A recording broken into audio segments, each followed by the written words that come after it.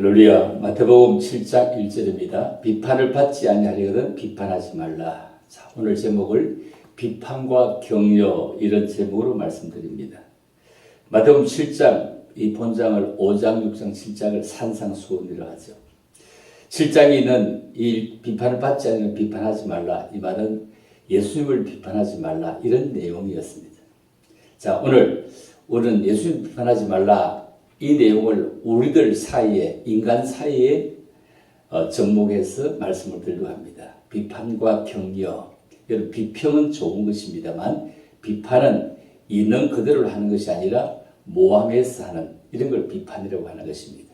격려는 조금 모자라지만 좀 더 열심히 해서 더 잘할 수 있도록 해줄 수 있는 그런 격려가 있습니다. 그래서 달리는 말에 채찍질을 한다 이런 얘기죠.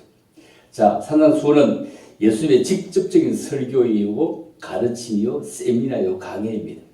삶에 필요하며 신앙을 나가는데 꼭 필요한 말씀으로 정리해 두었습니다. 마태복음 5장 8절에서 마음이 청결한 자는 그들이 하나님을 볼 것이요 했습니다.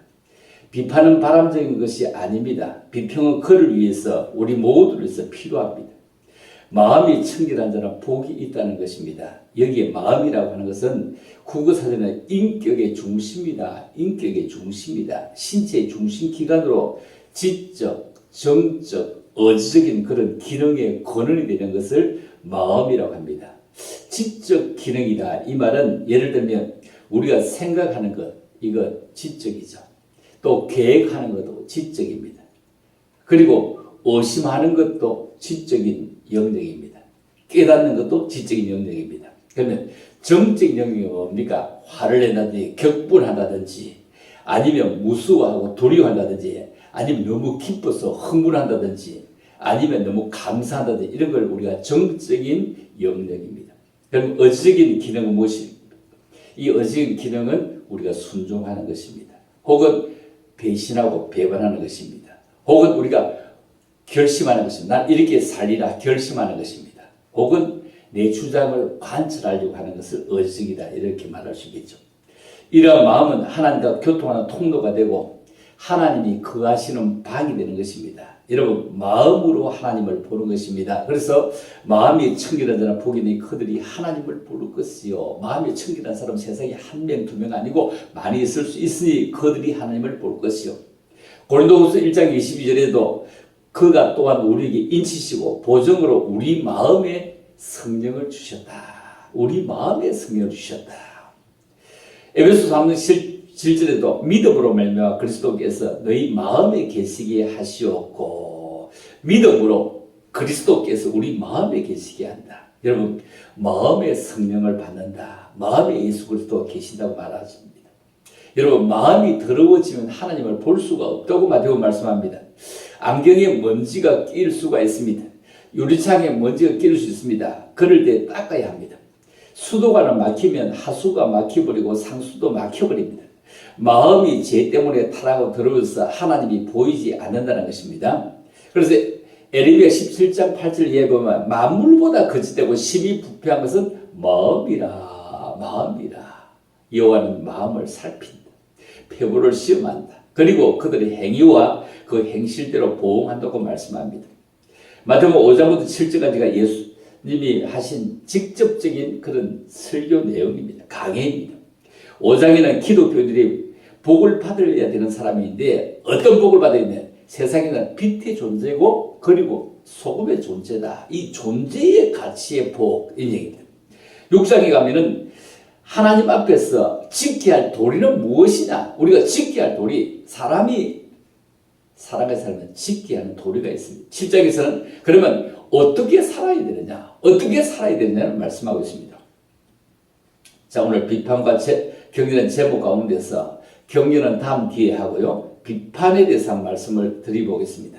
비판은 마음이 정리에 이끄는 대로 비판을 하거나 칭찬을 하거나 비평을 하거나 하는 가운데 한 가지죠. 자, 오늘 마음이 청결한 자가 복이 있는 그들이 하나님 볼 것이라고 했는데 7장의 내용을 보면은 1절부터 6절까지는 사람 비판하지 말아라 이렇게 말합니다. 그리고 7절부터 12절까지는 쭉 나오는 내용이 기도해라 이렇게 말씀하고 13절 14절은 좁은 문으로 들어가라. 넓은 문은 가기 쉬운데 좁은 문은 조심해야 된다 이런 내용이죠. 그리고 15절부터 27절에 있는 내용이 열매를 보면은 그 나무가 무슨 열매인지 알 수 있듯이 너희들의 행실의 열매를 쳐다보면 어떤 사람으로 살아오는지 알 수 있다는 것입니다.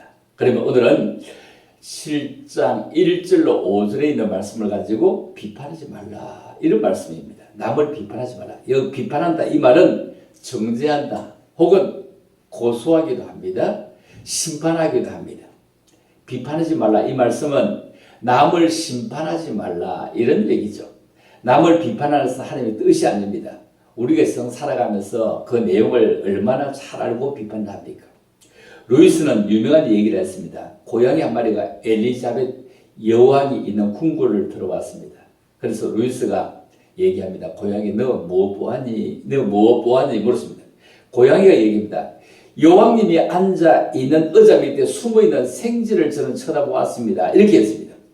아름다운 왕궁에 갔으면 이 엘리자베스 아름다운 모습 그리고 궁궐의 아름다운 역사적인 어떤 모습 사적 이런 걸 쳐다봐야 되는데 고양이는 겨우 본 것이 의자 밑에 숨어있는 생쥐를 보았다고 하는 것입니다.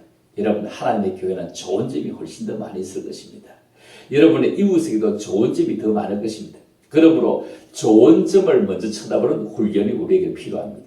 그리고 사람의 판단은 공평하지 못합니다.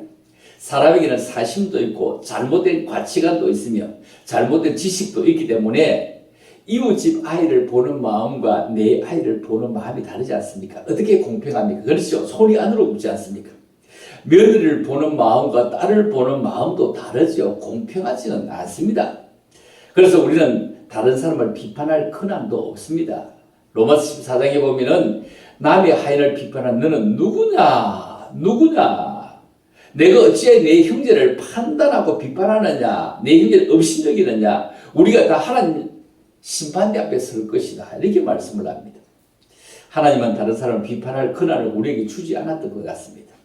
야고보서 4장 11절 이하에 보면 형제들아 서로 비방하지 말아라. 비방과 비판 같은 거죠.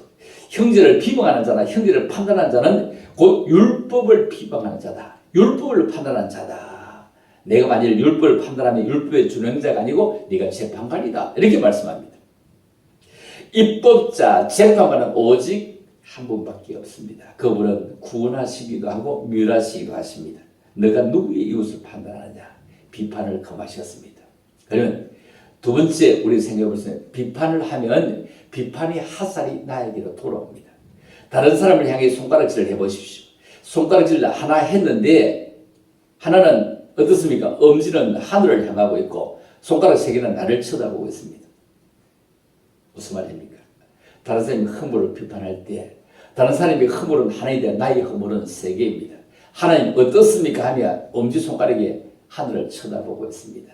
여러분 내 허물은 세 배나 더 많습니다. 첫째, 남에게 비판하면 비판을 받게 되고 헤아림을 받는다고 마태복음 7장 2절의 말씀을 합니다. 너희가 비판한 그 비판으로 너희가 비판을 받을 것이요 너희가 헤아린 그 헤아림으로 너희가 헤아림을 받을 것이라 말씀합니다. 남을 비판하면 나도 비판받습니다. 그러므로 남을 판단하는 사람아 누구를 막론하고 내가 핑계하지 못할 것은 남을 판단하는 그것으로 내가 너를 정죄한다. 이렇게 말씀을 하고 있습니다. 사람의 비판을 받고 하나님의 심판도 받습니다. 헤아림도 받습니다. 헤아리면 청량한다, 잰다, 평가한다. 헤아림도 받는다. 내가 했던 만큼 헤아림을 받는다. 물건을 재거나 숫자를 계산하듯이 헤아림도 받게 되는 것입니다. 그리고 남을 판단하는 것은 외식하는 행위가 될 수 있습니다. 외식한다는 말은 꾸민다, 속인다, 연극한다. 이래. 성경의 사두개인 그리고 바리새인들이 외식하다가 하나님께 책망을 받았습니다.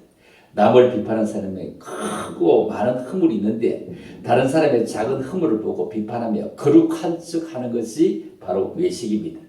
남을 비판한다는 것은 사랑이 없는 증거입니다. 진리를 모른다는 증거입니다. 예수님을 주님으로 모시고 살지 않는다는 증거입니다. 그래서 우리는 덜부부터 뽑아야 됩니다. 어찌하여 형제의 눈 속에 있는 티는 보고 내 눈 속에 있는 덜보는 깨닫지 못하느냐. 오늘 보면 3절입니다. 그래서 형제의 눈 속에 있는 티는 드러난 작은 죄를 말하고 내 눈 속에 있는 덜보는 드러나지 않는 크고 은밀하면서 많은 죄를 말합니다. 드러나지 않아서 숨겨진 죄가 많은 사람일수록 다른 사람들의 작은 허물을 비판하며 정죄하기를 좋아합니다. 그래서 하나님은 말씀하시기를 다른 사람의 티를 뽑으려고 하지 말고 내 눈 속에 있는 들보를 보라고 말합니다. 깨끗하고 대단한 비판을 했던, 자기는 정말로 깨끗한 척했던, 엄청나게 정결한 척했던 그런 비판을 엄청나게 했던 서울대 교수던 조국 있죠. 한 점의 부끄러움 없는 사람으로 비치게 살아갔는데 결국 덜추어 보니 일반 사람들보다 흠 정도가 아니었죠. 티 정도가 아니었죠. 엄청났죠. 결국 물러났죠. 그 정도 아니고 물러날 사람이 아니었죠. 문제는 다른 사람에게 있는 것이 아니고 나에게 있는 덜보입니다. 그러므로 내게 있는 덜보를 뽑아야 됩니다. 덜보를 뽑으면 하나님의 긍휼이 있습니다. 덜보를 뽑을 때 성령의 사람이 됩니다. 하나님의 돌보심을 받습니다. 풍성한 열매를 맺게 됩니다. 약복강이 엎드려 기도하는 야곱이 변할 때 에서도 함께 변했고 주변도 변했고 환경도 다 변했습니다. 사랑이 없고 진리가 없는 비판은 우리의 상가야 됩니다. 독일의 함부르크에 한 호텔이 있었는데 그 호텔에 채용된 지배인이 정원 벤치에 쉬고 있는 좀 남유한 그런 옷을 입고 있는 노인이 있어. 그래서 노인에게 그냥 말을 걸지 않고 쪽지를 걸어 보냈습니다. 쪽지의 내용은 우리 호텔 이미지가 깎여지겠습니다. 그러므로 좀 저 뒤쪽으로 좀 앉아주세요. 앞에 앉으시면 저 뒤쪽으로 좀 앉아주세요. 했답니다. 그런데 며칠 뒤에 지배인 앞으로 쪽지가 배달되는데 미안하지만 우리 호텔 이미지가 깎여지기 전에 이 호텔을 떠나주시죠. 남녀 옷차림의 노인으로부터 이렇게 쪽지가 왔더랍니다. 이 상에서 지배인이 알아보니 벤치에 쉬고 있던 이 노인은 원래 호텔을 만들었던 호텔의 주인이었다는 것입니다. 사람을 외모 보고 비판하는 것이 아닙니다. 지약입니다. 그 호텔은 아들들이 이제 성계에서 운영했지만 직접적인 그 사장은 바로 그 노인이었기 때문입니다. 사람을 대할 때 천사를 대하듯이 부지중에 천사를 대하는 그런 축복이 우리가 필요합니다. 마음의 책이라는 복이 있다. 복이 있다. 여러분 아주 작은 병균은 현미경으로 봅니다. 하늘의 별들을 보려고 하면 망원경으로 보아야 하듯이 하나님은 청결한 마음으로 볼 수밖에 없습니다. 그래서 너희는 이 시대를 본받지 말고 오직 마음을 새롭게 함으로 변화를 받아 하나님의 선하시고 기뻐하시고 온전하신 뜻이 무엇인지 분별하도록 해라. 마음이 더러우니 하나님의 음성을 들을 수가 없습니다. 은혜를 받을 수가 없습니다. 하나님을 볼 수도 없습니다. 하나님은 우리에게 복 주시는 분입니다. 그래서 신명기 10장 16절에 보면 그러므로 너희는 마음에 할례를 행하고 다시는 목을 곱게 하지 마라. 목을 기부사지 마라. 뭔가 잘난 체 하지 말아라. 10편 34편에서도 여호와는 마음이 상한 자를 가까이 하시고 중심으로 통회한 자를 구원하신다고 하십니다.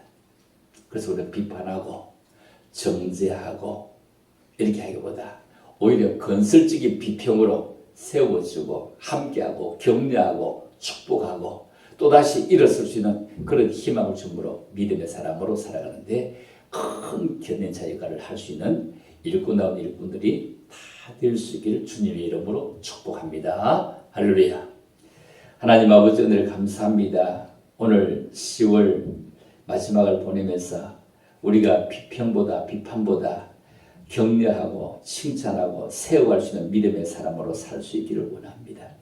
예수님을 비판하면 천국에 갈 수 없듯이 우리가 이 땅의 형제들을 비판하면 함께 화목에 살 수 없는 것을 바라보며 화목을 만들어갈 수 있는 그런 아름다운 리더가 될 수 있도록 은총을 덧입혀 주시기를 원합니다.